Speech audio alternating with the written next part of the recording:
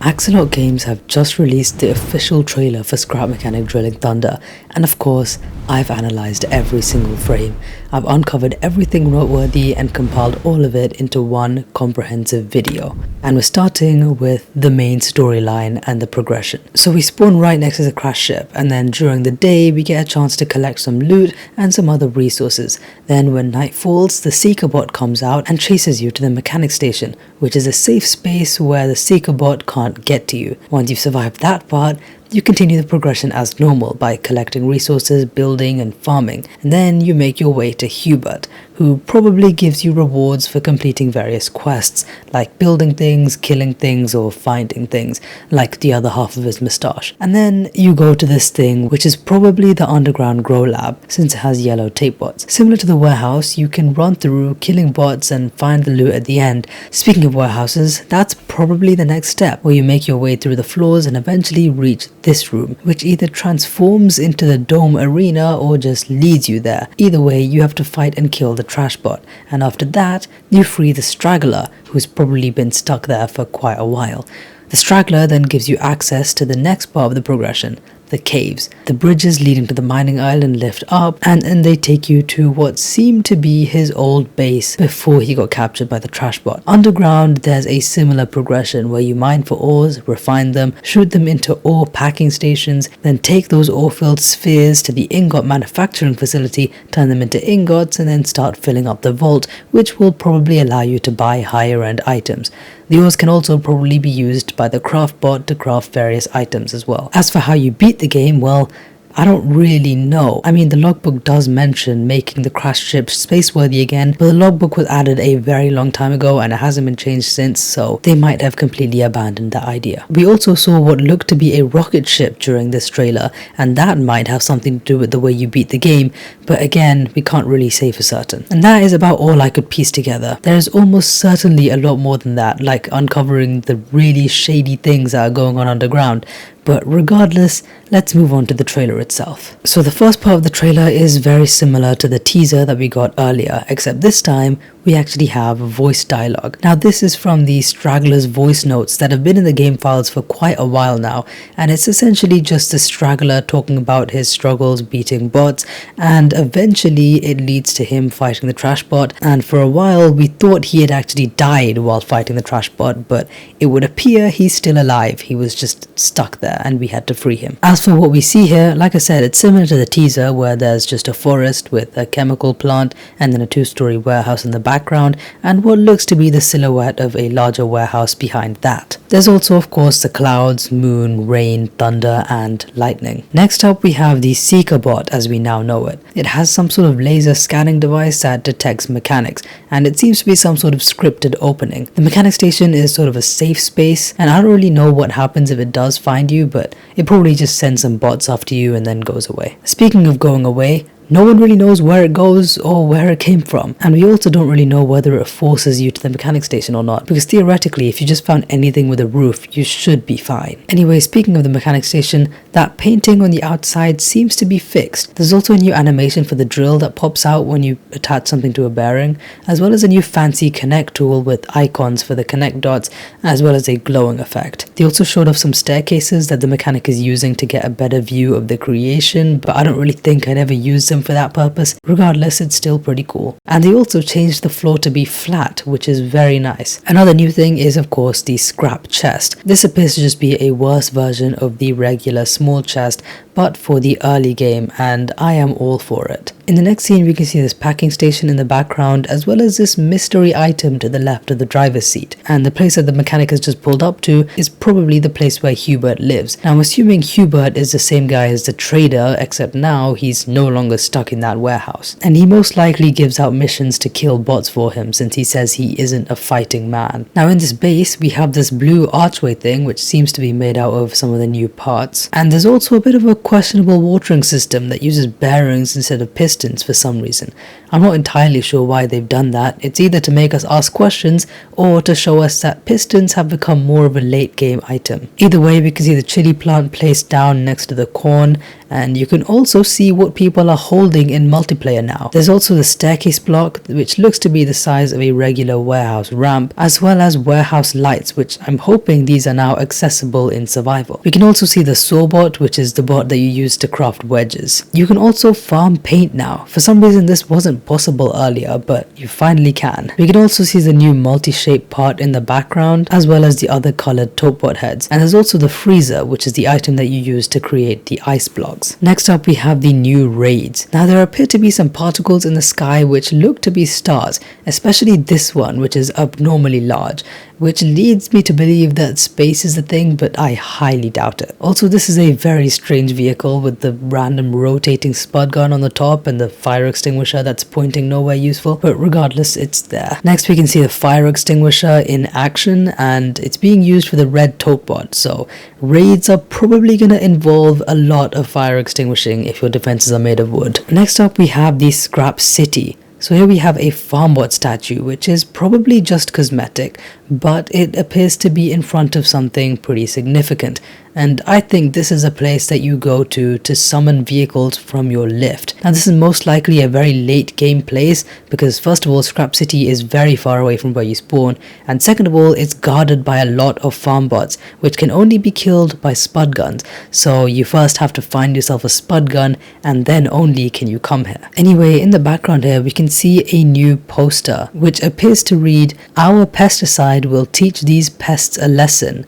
We make sure you take the first bite." There also might be a new part behind this drill, but I can't really make out much detail. Next up we have this new ice thing. It seems to be some sort of elevator that takes you down into an underground section. Now my guess is that this is what the grow labs that they teased a while back has eventually turned into, but I might be completely wrong. The grow labs might be their own separate thing, and this is something completely different. Either way, there doesn't seem to be a key card there to open the elevator, but I do still think you have to bring some sort of resources to this thing in order to get it to open, since there appears to be some sort of vacuum pump at the top. And judging by the fact that there's a bunch of trash and slime right underneath it, it leads me to believe that this has something to do with the Trashbot. I don't think this is how you get to the Trashbot, but you might have to collect a resource from inside here that allows you to get to the Trashbot. At the front it also says number 3, which leads me to believe that there's more than one of these on one map. Anyway, during this transition we see this area.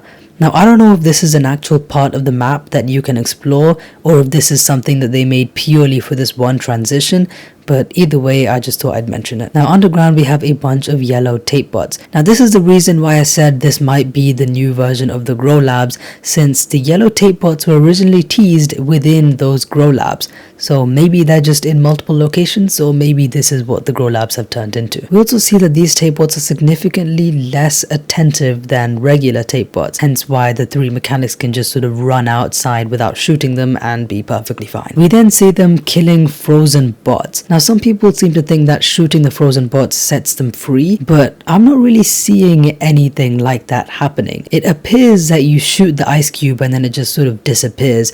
I might be completely wrong, but I just don't see a bot coming out of that. So it might just be an extra reward for clearing out the place completely as opposed to leaving all the ice cubes behind. Now next up we see this railway type thing, which appears to be part of the terrain, but it's also a moving part that the mechanic can actually interact with, which I don't think is something that we've seen before. As for where it is that they're going, I don't really know. Maybe it's to progress the storyline, maybe it's to get to the loot room, who knows. The next thing we see is this trash room. Now this may or may not be linked to that frozen thing that we just saw. This might be part of a warehouse, or this is part of the underground. Either way, I think this is the way you get to the Trashbot, or the way you collect something that allows you to get to the Trashbot. And here we have the Trashbot itself. Now if you look at the outside of this arena, you can see that there are parts of it that somewhat resemble a hinge, which leads me to believe that this might be a massive transforming arena, where by default it's all closed up, but when you activate it, the roof opens up on these massive hinges,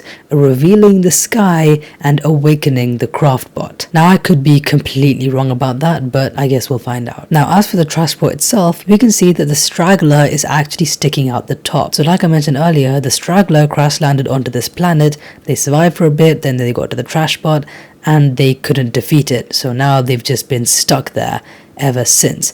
and now we're here to free him. As for fighting it, it seems to have various different types of attacks. Some are purple, some are green. Maybe they're the same, maybe they're not, I don't know. And they all seem to start from the center and then move on outwards slowly until they hit that brown thing where they eventually disappear. But unfortunately, we don't really get to see that much of the fight mechanics. Either way, once you defeat the Trashbot, that's when the entire warehouse just sort of falls apart, and you have to take this railway thing and glide all the way down to the bottom as quickly as possible, get your vehicle, and then escape before the whole thing explodes. And I'm assuming once it explodes, the entire thing is just completely useless and you can't enter it anymore. So if you did miss out some loot, or if you left anything in there, then I don't think you're getting that back. But again, I might be completely wrong. Also, assuming the Trashbot is on top of the warehouse, that begs the question, how many Trashbots are there? Because there's multiple warehouses, so does every one of them have a Trashbot, or is it just the biggest warehouse in the world that has the Trashbot?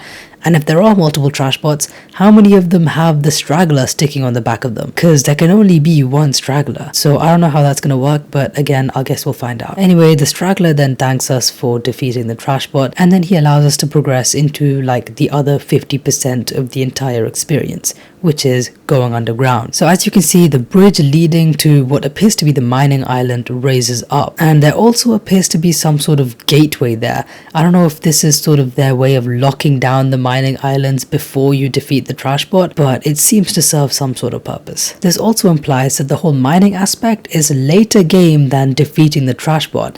So is the Trashbot even the final boss? I don't know. We also get to see the baby wok here. Essentially, you can provide the baby wok with a baguette, and when you die, it will come over and feed the baguette to revive you. And the reason why I know this is because there is a Steam achievement of getting revived by a baby wok. And we can also visually see that the mechanic is holding the corn, which leads me to believe that you can attract the wok by just holding corn instead of placing it down, and maybe you can even feed the woks without having to place the corn down. Moving on, we have the elevator, and the doors finally open, and we can see that this thing is absolutely huge. We don't get to see much of the inside of the elevator, but we can see that there's what looks to be a keycard reader in there, and maybe the straggler provides you with the key that allows you to enter the underground mining area. And here we have what I believe to be the straggler's base from before he got captured by the Trashbot. And again, I might be completely wrong about this. This might be part of the old civilization that was here before the bots took over,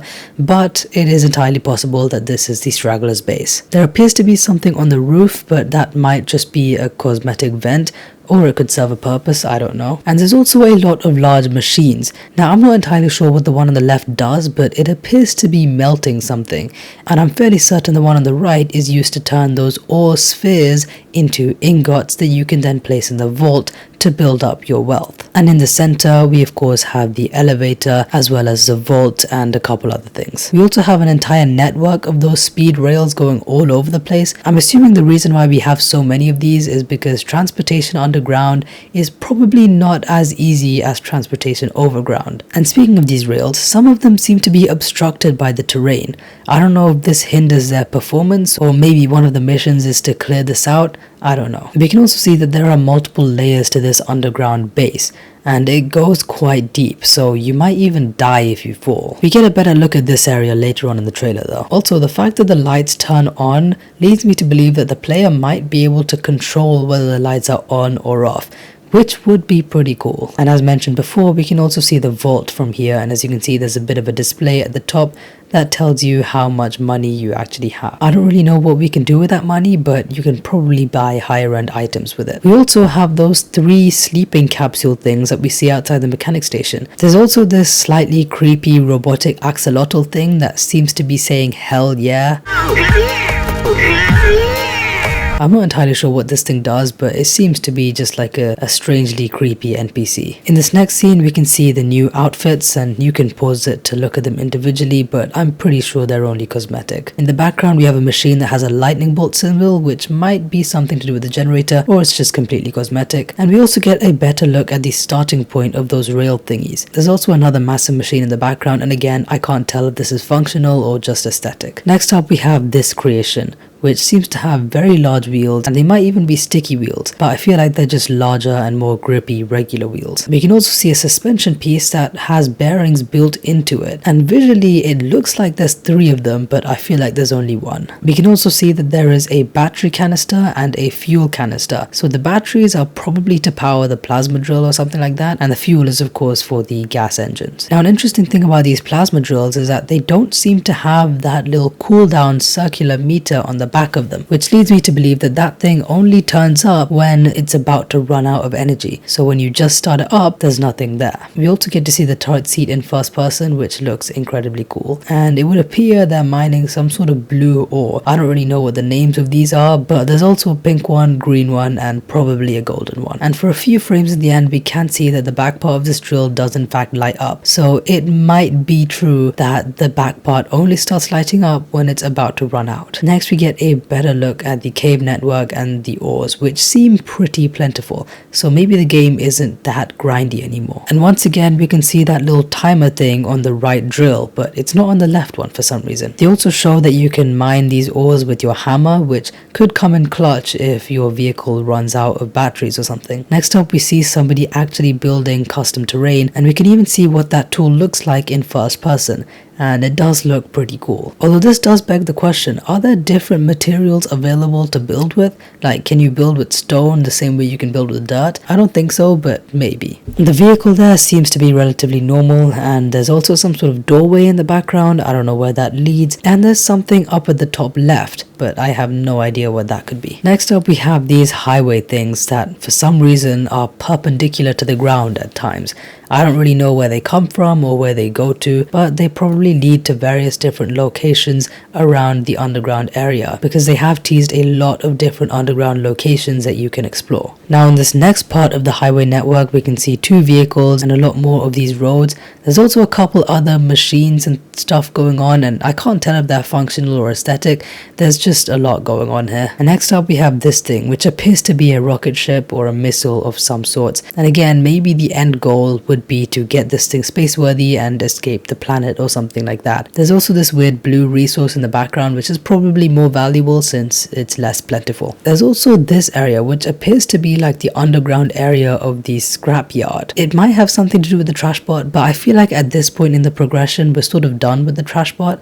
But again, I might be completely wrong. Again, we see more of those rails sneaking all the way around, as well as a bunch of dirty water surrounding the whole mound, which also begs the question, what happens if you fall in that dirty water? I mean, it'll probably just start damaging you the same way chemicals damage you, but I don't know. This next scene reveals a lot. So first off, we can see the ore crusher working, and we can also see that it can pull from an ore collector on a different creation, the same way the refined bot can pull from a resource collector on a different creation. There are a lot of pipes, including T-pieces, and there's also a sorting system, and it seems to be color-coded with like red and green. You can actually see the items going through these pipes, and you can see them getting split apart into their designated areas. I don't really know how you configure them to sort in the way you want, but it's probably done at the destination rather than within the pipes themselves. Either way, this is a very nice feature. You can also see a very large chest with 8 vacuum in and out ports, and you can link containers together like water or fuel, hopefully. There also seems to be an underground packing station, but for ores,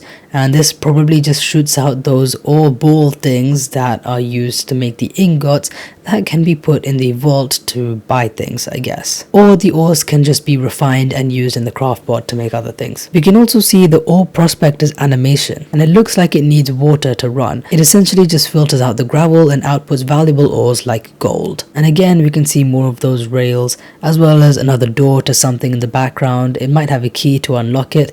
We also get a closer look at these capsules, and they look relatively normal, but they have some sort of satellite dish on the top, even though we're underground, so that's interesting. And lastly, we have the main elevator in the background there. Now in this scene, we get to see more of how the rails actually work. So essentially, you carry the rail glider thing, you place it in the spot, and then you just hold on for dear life. It seems to be very fast, but I feel like the catch is that you can only transport one player plus their inventory. The lights also change from blue to green as soon as the player gets on to show that the entire rail is occupied, which probably means that only one player can use it at a time. Also, this animation is extremely cursed. Anyway, here we can see more of the rail network as well as the bottom part of that main underground base that I was talking about earlier. And like I mentioned, it does go quite deep, so you really have to be careful when walking around here. Now next we have this glass walkway, which I don't think appears anywhere else in the trailer, but essentially they're pushing these balls that are filled with various resources and they're taking it to that processing building where it turns those resources into ingots. So there appear to be two main machines, one that pulls the melted metal out and the other presses them into the ingot shape and then ejects it outside to be collected by a vehicle. And I feel like these are similar to the packing crates where you can't put them on your lift and you can't keep them in your inventory. Also, this vehicle seems to have a ladder on the back as well as some larger wheels. In this next scene we see more of the underground rails, except this one has an entire tunnel surrounding it. And then we see some Cablebots. And oh my god, why are there so many of them? As if their numbers weren't enough, these things can also jump onto your creations, they can also climb, and they all do damage at the same time. So these things are going to be an absolute menace. At the very least, they are a one-hit kill with a hammer, and I'm really hoping that with a shotgun you can kill multiple of them with one shot. But I don't know, these things look like they're going to be an absolute nightmare. Next we can see the Minerbot with some of the pink ore in the background, and as they teased, the Minerbot does in fact fly at you after it dies as a last-ditch effort to kill you. Now next we can see the vault filling up with various different valuables. You can see cash, a blue ingot, a gold ingot, a pink ingot, a diamond looking thing, a white thing, a pink thing, bones, gold, and this other circular thing. Also, where do you get cash from and what could you possibly do with it, considering society is long gone in this world? Anyway, here we can see more of the massive cave network as well as a group mining session, which doesn't seem to be all that laggy, so, you know, performance upgrades. There also seems to be a different type of pipe connecting the two chemical containers together. Either that or I'm just seeing things. Next up we have the Axobot, which seems to be made out of regular parts except for those eyes. I don't really know what those are made out of. They also used the new digital signs at the top that they teased in the previous DevBlog, and there seems to be a new type of part behind it with all the stars and stuff. I don't really know what that is. Now this mining creation has some new stuff, like the purple and blue lights and the mini vacuum pump looking thing and the striped glowing blue pipe things. It might just be cosmetic though, and we can also see some weird looking pipes in the other vehicle in front. Now this scene is quite confusing. It looks like a Tapebot is getting worked on, where there's like a giant robotic weld tool. Maybe it means we can tame bots or return them to their factory settings and bring them back on our side. Who knows? But it seems like there's 3 arms on the machine: a welder, a connector, and a painter.